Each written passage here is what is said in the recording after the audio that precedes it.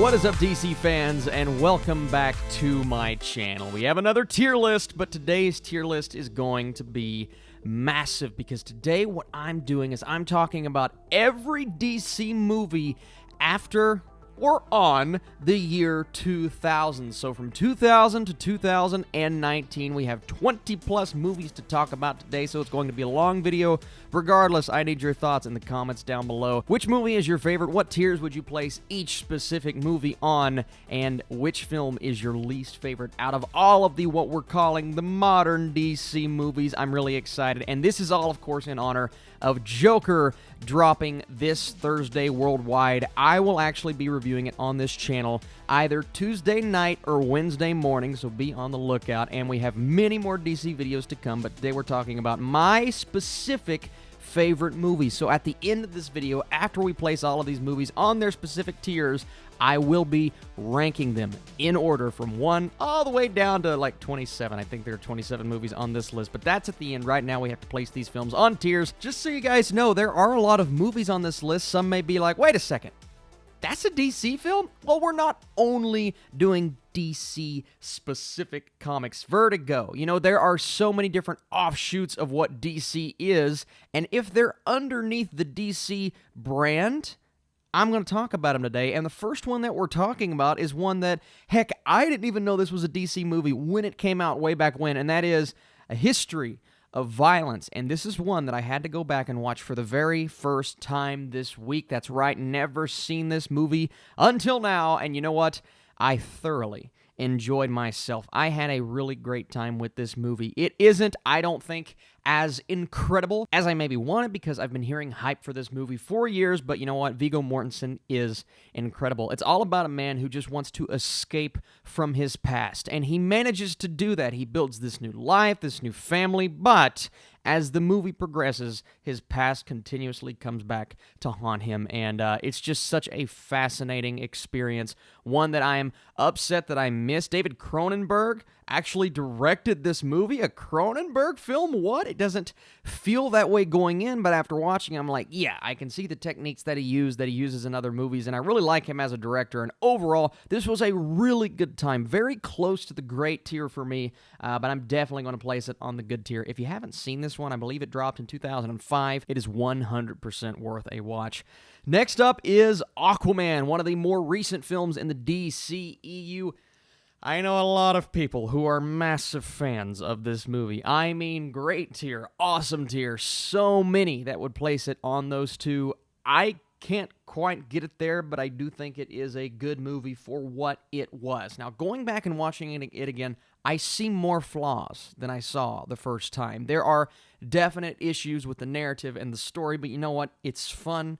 It's a visceral experience. The visuals are incredible. I'm still upset that this did not get nominated for Best Visuals at the Oscars. I mean, the visual effects are fantastic, and what James Wan crafted, the world in which Aquaman lives in, I thought was great. He did so many awesome things with this movie. I can't wait to see a sequel, and we're getting it. One reason is because, well, I mean, duh, we're getting it. It made $1 billion at the box office, but I think this film had a lot more fans than some people would let on, right? Because it didn't get the best critic reviews, and some people really, really hated it, but there is a large group of people that hold this movie in high regard, and because of that, I'm looking forward to the sequel. I can't wait to see Jason Momoa back as this character. He was so good in this movie, down to the side characters and Patrick Wilson and Willem Dafoe. It's full of a great cast. A bit cheesy at times. Still think some of the music was out of place. The Pitbull song just kind of stands out in my mind. But you know what? I liked it. I thought it was good. Oh, what is that? Is that one of my favorite movies of all time? I believe it is. The Dark Knight. We're talking about it third on this list. And one of the reasons is because I wanted to get this out of the way fairly quickly and just go ahead and place it on the iconic tier. Because The Dark Knight is an iconic movie. And, you know, as time goes on, there are some that are looking back at it and saying, well, maybe it's not as good as it was hyped up to be at the time. I don't buy that. I still think this movie is absolutely one of the best movies of that particular decade, and it still, in my opinion, is the greatest comic book movie of all time.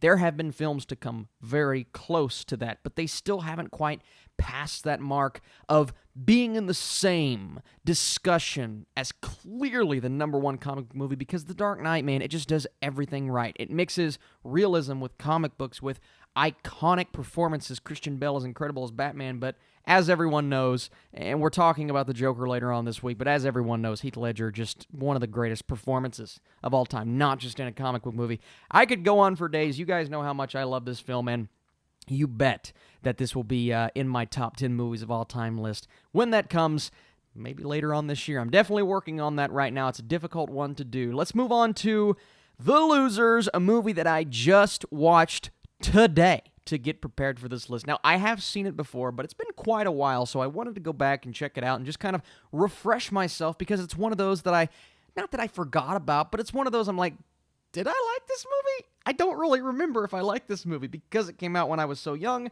I am going to put The Losers in, unfortunately, I'm going to put it in the meh category. I just, there are really great moments in this movie, things to like. I think Chris Evans is the standout. He is so good, so entertaining. He is the reason why I'm putting this on the meh tier, that and the relationships, the dynamic between the team, but everything else was just kind of cliche and predictable. And maybe it's where I'm watching this in 2019, and we've seen so many comic book movies, so many crime films, so many war movies, and this incorporates all of those elements. It's not one that I think back upon and I'm like, oh, that's a standout from that year. No, it's also not one that you automatically think of when you think of DC, but it was under the DC banner.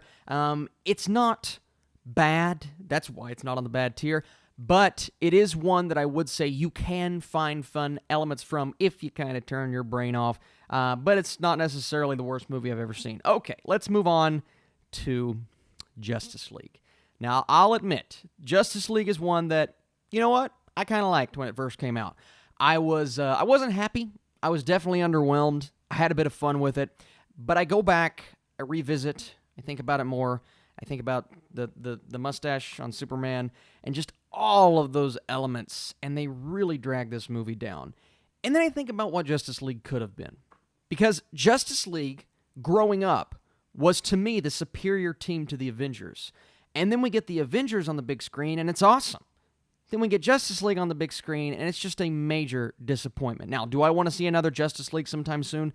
For sure, absolutely. I want them to get it right, because this is the marquee superhero team. It always has been.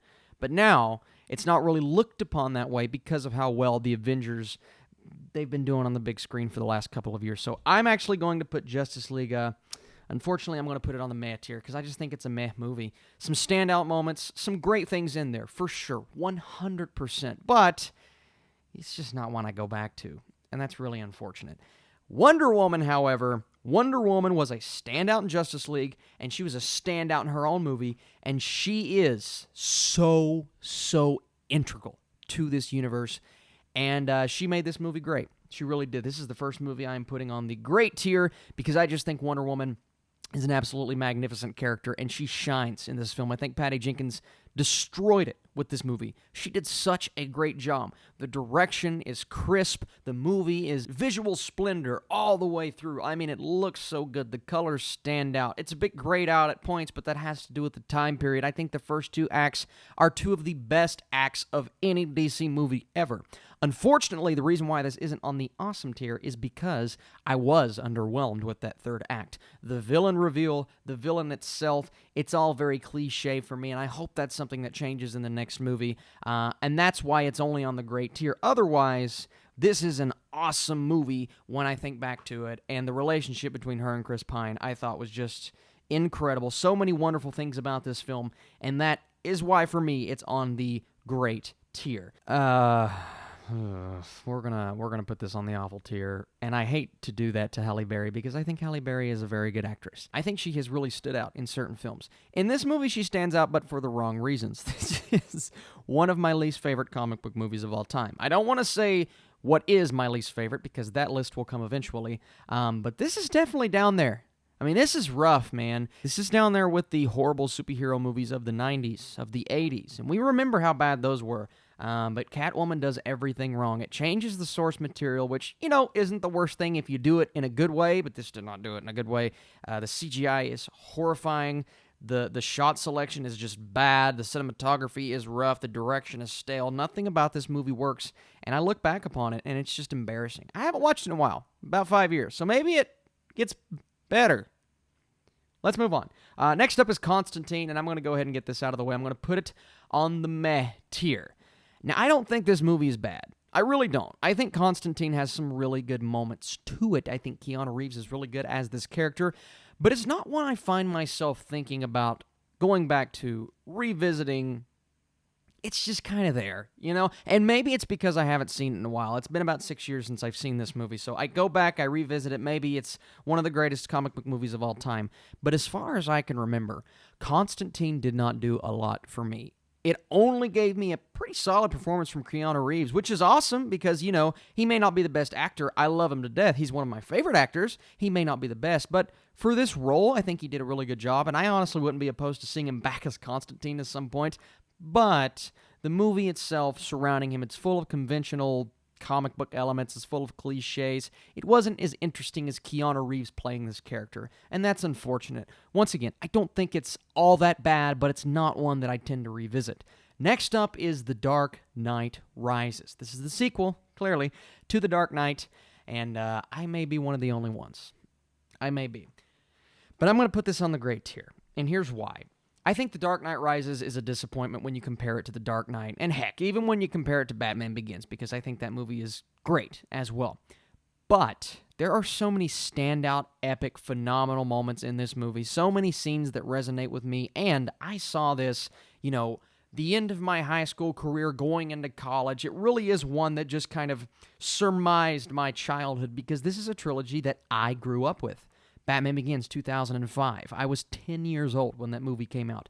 13 for The Dark Knight, and that is one of the reasons why it's one of my favorite movies of all time, because nostalgia can play a major role in an experience like that. So, to the trilogy capper, I mean, unless you completely botch it, I am at least going to like it, but because of the epic nature of this movie, it holds a very deep and intimate place in my heart. And that's just me kind of explaining myself for why I put it on the great tier. And the fact that you have Bane, Tom Hardy's Bane, is so good as this character. Christian Bale is awesome. The emotional moments are great. Clear issues, for sure. Things about, you know, the bomb and Miranda Tate's death and things that I didn't love. But I can look past those because I love this movie so much. And that's why I have it on the great tier. Next up, we have Ryan Reynolds' Green Lantern. Now, I don't think this movie is awful, but it's still bad, so we're going to put it on the bad tier. Listen, I just don't think Ryan Reynolds is Hal Jordan. I think he was okay in this movie, right? I think he, you know, served his purpose, did what the script required him to do, but that's the issue here, is the script. Ryan Reynolds just is not a serious guy. I think Hal Jordan is a serious character, and I think, honestly, he would have been better as, you know, like a Kyle Rayner, something like that.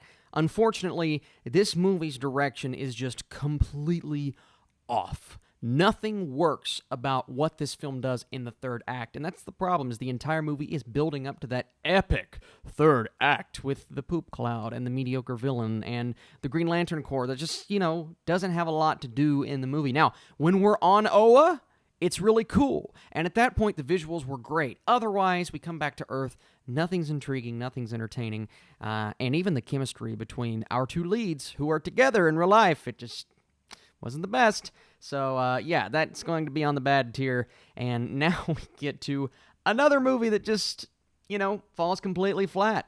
I'm putting Jonah Hex on the awful tier. Before Josh Brolin was Cable, before Josh Brolin was Thanos, Josh Brolin was Jonah Hex. And Megan Fox co-starred in this movie. And, oof, this was a rough ride to get through. Not fun, not entertaining. It did not capture those Western vibes that we love about Jonah Hex. And then, heck, he even comes onto the CW and does a significantly better job. Not that Josh Brolin didn't do good in this movie. I thought he himself was fine, but the same issue I had with Green Lantern. It's the script. It's the direction of the film. It's the way that this movie just kind of falls completely flat the entire time. It's just not entertaining. I don't think it's on the level of awful of Catwoman. I'm kind of spoiling myself because I'm going to rank these at the end of the video, but it's still, yeesh, and it's definitely not one I ever want to revisit. One that I do revisit quite often is Man of Steel. And when this movie first came out, I would have probably just put it on the good tier because I thought it was good, but I was a bit underwhelmed. But as time has moved on, as this film has kind of resonated, I think more with the audience in general, but it's resonated with me a bit more. I feel like I understand what Snyder is going for a bit more every single time that I watch it. And even the big destructive third act that everyone has an issue with, and I had an issue with when I first watched the movie. That's the beauty about rewatching something, is you can either distance yourself more from it or gravitate a bit more towards the thematic elements that I think Snyder was going for. And I really enjoy this movie the more that I watch. And I'm going to put it on the great tier, man. I've grown to love Man of Steel over the years. Snyder's direction works so well for me. Henry Cavill is awesome. And it's really unfortunate that as of now, he's not coming back as Superman. But I think he's a wonderful Superman. I think this is a wonderful movie.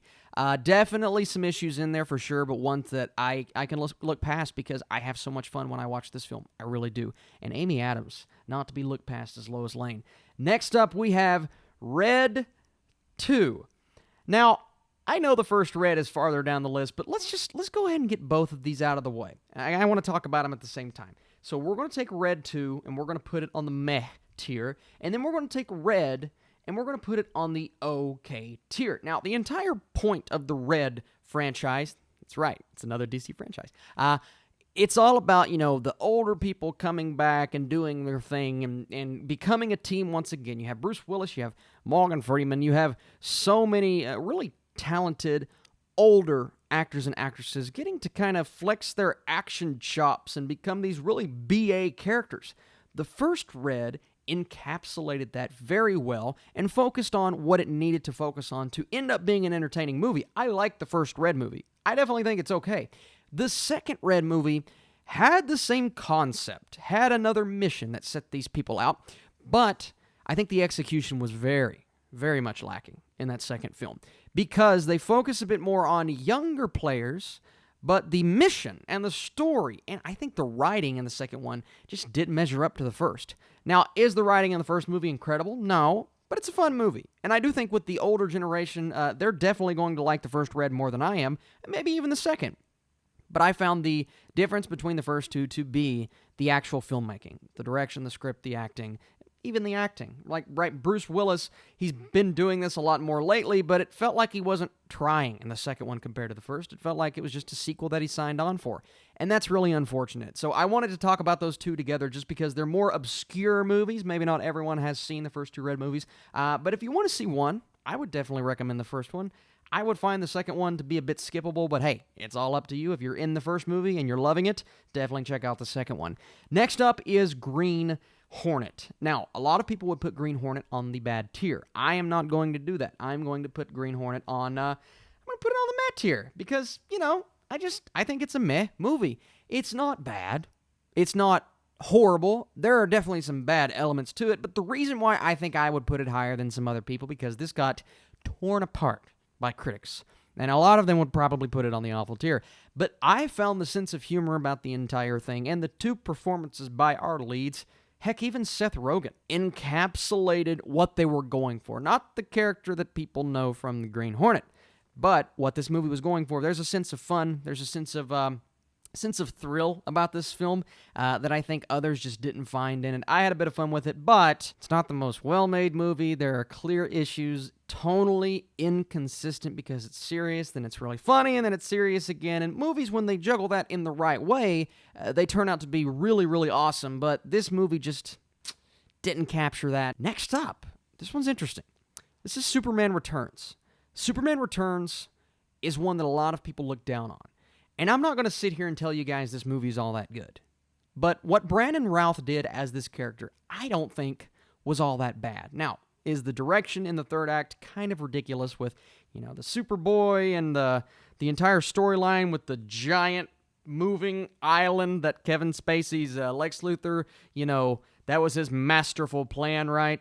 That's a little silly. Not a lot of action. There's some really standout moments in this movie, such as the plane scene. I think the iconic Superman scene, maybe better than anything I've seen in Man of Steel and the first Superman. I mean, I've never really seen anything like that scene. It's one of the greatest, most heroic wonderful Superman-esque scenes I've ever seen personally, and there are things like that spread all throughout the movie. Some really good things, some really bad things. So I'm going to say Superman Returns is actually okay. And I know a lot of people would disagree with me, but you know what? It's my tier list, so I'm going to say it's okay. I don't hate it. I definitely don't love it, but it's fine for what it is. It's also very well directed. Teen Titans Go to the movies. Now, we're talking theatrical releases. We just had a Teen Titans Go versus Teen Titans. That is a straight to VOD, DC animated films. All of those, the Dark Knight Returns and the Killing Joke and all of those things. Unless they had a wide release in theaters, I'm just not going to talk about them because I don't want to be here all day. I'm not a big fan of Teen Titans Go. I've admitted that, just talked about it, last week when I did my review for their new movie, but this is actually what kind of got me on board with them. A lot of people love this movie. Super high score on Rotten Tomatoes because I do think it's a great, breaking the fourth wall, Deadpool-esque kind of movie for kids. But that's the thing. It is clearly a movie for kids. And while the humor worked a lot better than I thought it was going to, it's still not a movie that I, think about all that often, go back to. It's not one that really sticks with you. It was cute. It was funny. There were moments that I thought were really not cute, not funny, very inconsistent in how much I laughed. But when I did laugh, I was laughing. So I want to say Teen Titans Go to the movies. It did exactly what it was going to do, exactly what it was supposed to do, intended to do. It hit that target audience. It hit all of the fans of that franchise. So I definitely think it did its job. And because of that, I'm going to put it on the okay tier. Next up is Batman v Superman. This one is very difficult because I have to balance two things here. I have to balance the theatrical version, and I have to balance the extended edition. I do think the theatrical version falls a bit flat, but there are really good things to like about this movie, and I have actually grown to like it a bit more over the years. I have. I don't think Batman v Superman is awful. It has that stigma of being awful, and I understand because there are clear elements that don't work. I've actually went further down on Eisenberg's Lex Luthor the further we've went along because I don't like that character. I don't like a lot of elements of this movie. I think the third act is convoluted. They try to shoehorn way too many comic book storylines in here, and I did not like what they did with certain integral moments of the story that they were trying to adapt. But I really like the tone. I think the dark tone is the last thing wrong with that movie. Loved Affleck as Batman in this movie. Loved him as Batman. I'm not afraid to admit that. We haven't gotten enough of him for me to say he's one of the best of all time. But in the moments that we got, especially that action scene that Snyder directed brilliantly, I thought was great. I also really liked Henry Cavill's Superman in this movie. The thing that I didn't love about the theatrical version is we didn't get anything fleshed out at all. And it was just kind of a big misfire for me. In the extended edition, we get a lot more. And we get more that I think helps the story out big time. So to balance the two and to talk about both, I'm going to put Batman v Superman on the okay tier. That's where it goes for me. I think it's an okay movie. I think the extended edition gets closer to good than okay, but balancing both of those things with the theatrical version, I'm just going to put it on the okay tier. But I just want you guys to know that the extended edition, if you have not seen it and you don't like this movie, definitely give it a chance. Unless you hated it, then you might not want to sit through even more of it, because it's long. But I definitely think it's worth it. Okay, moving on to The Kitchen. That's right. This is a DC movie. Came out this year. It is fairly new, but it's not one that I'm going to recommend for you guys because I think The Kitchen did a horrible job at balancing what was so exciting about this story, and that's the fact that you have 3 female, incredibly talented female actresses playing these characters who are supposed to be these crime bosses. The unfortunate thing about it is the fact that they do a horrible job at presenting this story. I mean, the pacing was, it was just lacking in all facets, and 5 minutes in, the movie could have been over at that point, because they do what you think they're going to do to take the entire movie in like 5 minutes, and then it's just a montage of things that aren't entertaining, that aren't exciting. It just felt like they were doing it over and over and over. It was a cycle of unending madness. Now, the thing that keeps this movie from being absolutely awful for me, the performances. Haddish, really good. McCarthy, really good. Elizabeth Moss, always good. I mean, there's some great actors and actresses in here, a really solid cast, and I think the look of the movie is good. Unfortunately, the pacing, the execution, everything else falls completely flat. Let's move on to Batman Begins. And this movie, for me, is awesome. I love me some Batman Begins. Love it. It is very close to The Dark Knight for me. I would put it a bit above Dark Knight Rises, but hey, this whole trilogy, man, y'all are looking at one of the biggest Christian Bale, Dark Knight, Christopher Nolan, Batman trilogy fans out there. And I know I fit into the crowd of millions of people that feel the same way, but I just can't help myself, guys. I think this is a beautiful origin for this character, this grounded version of Batman that I was so excited to see. But keep in mind, when I watched this as a kid, I was 10 years old, 2005. I was petrified of this Batman because when I was younger, I was used to the Joel Schumacher Batman because that for me as a child was exciting. But then you get older, you realize what Nolan's going for. I got obsessed with movies. I started learning about, direction and what it takes to make a good movie. And then I go back and watch these movies. I'm like, these are brilliant. Some of the best comic book movies of all time, some of the best adaptations of characters, maybe not pulling from a particular story, but pulling from elements and moments that make this character great. Nolan did that. Batman Begins is awesome. Ra's al Ghul is incredible. And Scarecrow, just two of the better villains of the Batman universe portrayed on the big screen. I love this movie. I think it's a great introduction. One of my favorite comic book movies of all time. Next up, this is exciting for me because this is another movie that I had to go back this last week and watch for the first time. Had a lot of preparation for this video. Road to Perdition is a DC property. DC Vertigo. But a DC property that I am so excited to say that I have found a new movie that I love. Road to Perdition goes on the awesome tier. This is one of the better gangster-related movies that I've seen maybe ever. I love this movie.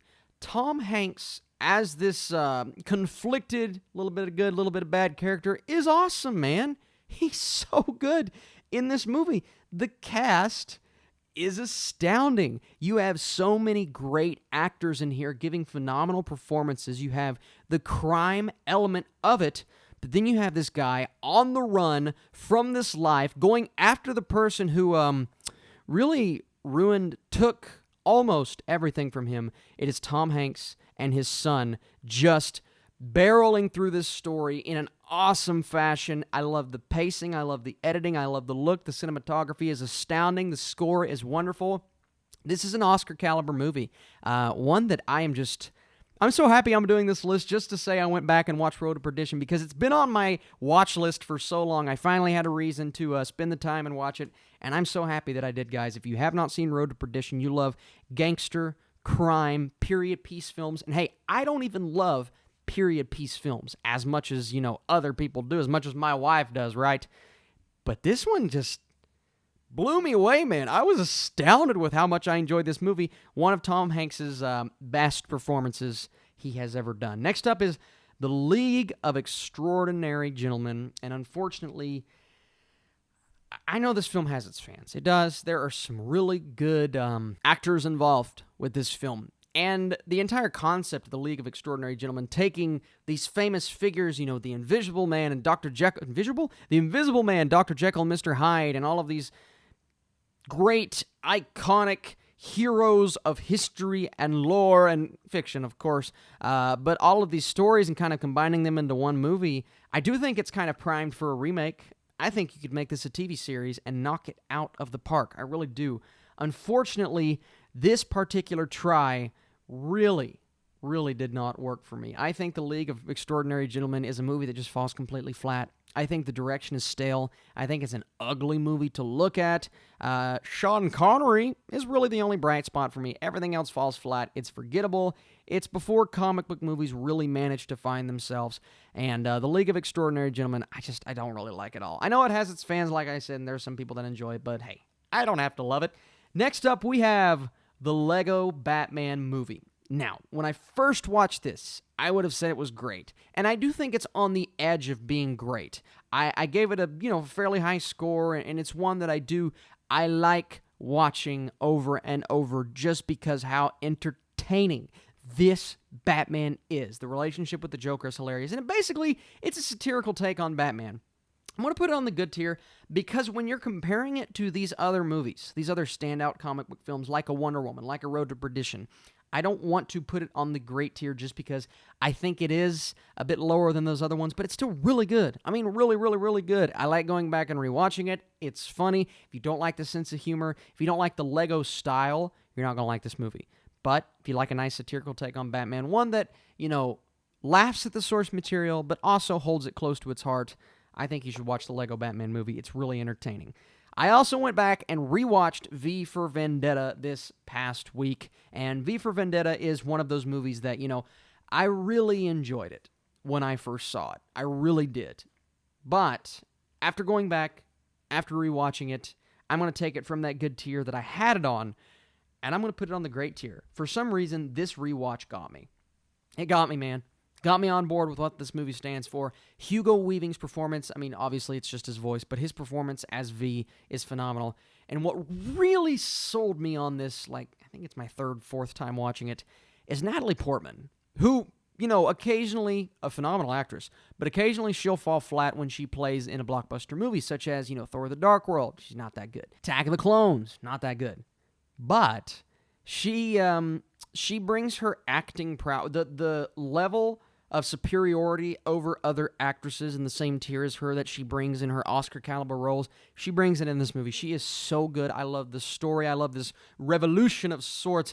It's very vibrant and colorful and comic book-esque, but I do think it encapsulates that stronger than really any other comic book movie of its kind. It's not a superhero film, but it is a comic book film, and it's really good in that regard. So V for Vendetta is definitely on the great tier for me.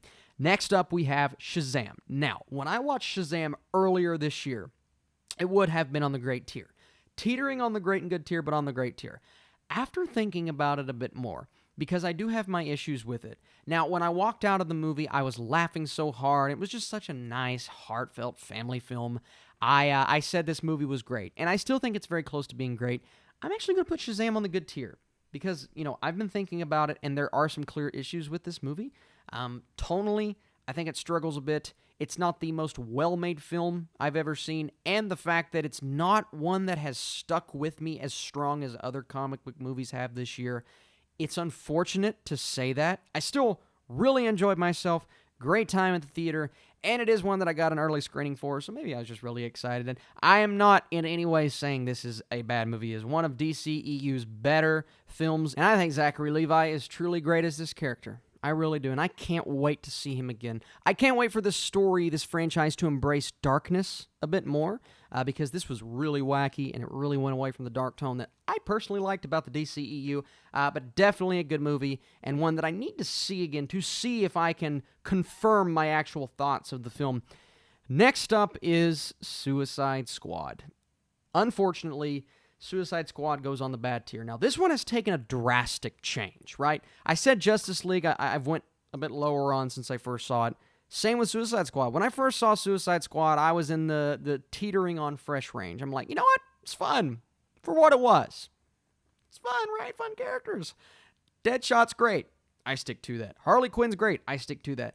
I didn't mind the Joker. I definitely needed to see more of him. He barely gets any screen time in this movie. I feel like if he was under better direction, not to say David Ayer is a bad director, just with this particular IP, didn't really work, right? If he was under better direction and he had more of a role in this movie, I think he could have been better. Unfortunately, he's barely in the movie. The movie's choppy. The villain's horrible. Enchantress is bad. Really, really bad. Cara Delevingne is not good as this character, and the character itself is not good. And her brother, the big CGI Christian, oh my God, one of the worst villains I've seen in a long time.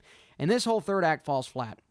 I still say to this day, if this movie was about the team taking on the Joker, no CGI, no magic, no mystical elements to it other than the heroes on our team, I do think it would have been significantly better than it was. And I just didn't really buy the chemistry between the team. They claim to be a family after like 3 hours of hanging out. And I'm like, I don't know. I don't know if I like that.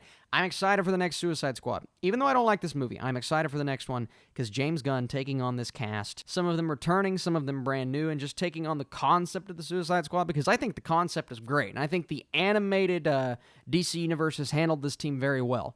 Unfortunately, did not translate well to the big screen, and I do think half the movie is just a big music video. The other half is just choppy. really choppy. And that's unfortunate because I was looking forward to this movie. Now, I saved Watchmen for last because Watchmen is one of those that I haven't watched in a while. I wanted to go back and revisit it this week, but I just ran out of time. A lot of new releases, these other movies that I hadn't seen yet, like Road to Perdition, A History of Violence, I had to see those just so I could make this list. And I enjoy The Watchmen. I also want to point out that I have not seen the director's cut, the extended edition, the gold edition, the silver edition, the platinum edition. There are so many versions of this movie that I just haven't seen. So, as someone who has only seen the theatrical version, I remember liking it, and because of that, I'm putting Watchmen on the good tier. I really enjoyed this movie. It was visceral. It was visual, just madness on the big screen, and I like that. And Zack Snyder's style, I think, translated really well. But it's not one that sticks with me like the movies on the tier above it. It's not one that I go back to all that often. I think certain things were off about the characters. It's a movie that feels a bit longer than I think it's intended on feeling, and it's a very obscure movie. And there are some odd elements that I just don't buy about the story that I remember. But once again, I saved it to last because it is one that I know and I've known for quite some time that I need to go back to because it's been so long since I have seen it. And it is one that I know I've heard of people who maybe didn't love it when it first came out, but they've watched all of the different versions, they've let it soak in more, and they love kind of in the same way that I feel about Man of Steel, right? Same director, Zack Snyder. So maybe I go back and I watch Watchmen, and I feel the same way. But I need to go back and revisit it. I acknowledge that. So now we go in and we rank all of these movies, starting all the way down at number 27. And y'all know where I'm going with this. I'm putting Catwoman at number 27. I'm actually going to switch Jonah Hex as well and put it at 26. At number 25, The League of Extraordinary Gentlemen. 24, I'm going to have to go with The Kitchen. And then at 23, switching again with Green Lantern. Number 22 is The Suicide Squad. I'm sorry, just Suicide Squad. We have yet to get The Suicide Squad. And then keeping Green Hornet right where it is at number 21. At 20, Red 2, right where it needs to be. Then at 19, I'm going to put Justice League at 19. That's unfortunate. 10 years ago, never thought I'd be saying that. Then we have Constantine right where it needs to be at 18. At 17, I'm actually going to put The Losers there just because of the level of enjoyability with that film. Then, at number 16, Superman Returns, followed by the first Red movie. Then, Teen Titans Go to the movies, coming in at our next spot, and Batman v Superman at 13. At number 12, we have Aquaman, followed by Watchmen, and then at 10, I'm actually going to put A History of Violence. At 10, A History of Violence right there, and at number 9, I'm going to switch the Lego Batman movie with Shazam, which means Shazam comes in at number 8. At number 7, we're getting into the good stuff, folks. At 7, I'm going to go Man of Steel. Man of Steel at 7, Wonder Woman coming in at number 6, followed by The Dark Knight Rises. Wow, I had no idea 2 weeks ago that I loved V for Vendetta this much. At number 3, right where it needs to be, Road to Perdition, followed by Batman Begins at number 2, and The Dark Knight is my number 1 favorite modern DC film from the year 2000 all the way until this year, 2019. That's my list, guys. All 27 movies. Now, if there's a DC movie that I left off of this list, well, sorry. Tried my best. But there are going to be for sure because of all of the DC animated movies, and if those are coming into this list, such as The Dark Knight Returns and Under the Red Hood, a lot of those would actually be pretty high. But I wanted to get out of here alive. I wanted to save my voice for all of the incredible DC content we have coming out this week. I have Review for the Joker. I have another tier list, except this time we're focusing on just Jokers. That's all I'm going to say. And then my Joker spoiler review is coming this weekend. Very exciting week ahead. Thank you guys so much for watching this video. If you enjoyed this tier list and you like this style, be sure to hit that thumbs up button. It helps out this video, it helps out this channel, and I will definitely do more if you enjoyed this video, as well as commenting your thoughts down below. Like I said, thank you guys for all of your support on Patreon, on this channel, for watching these videos. Merchandise down below this video, you can check that out, and there is a link in the description to find all of the materials that I use for videos like this, such as the microphone, the Captain America chair, the webcam, all of those things. You guys are truly the best. What a massive video. I thank you guys so much for tuning in, and I'll see you very soon.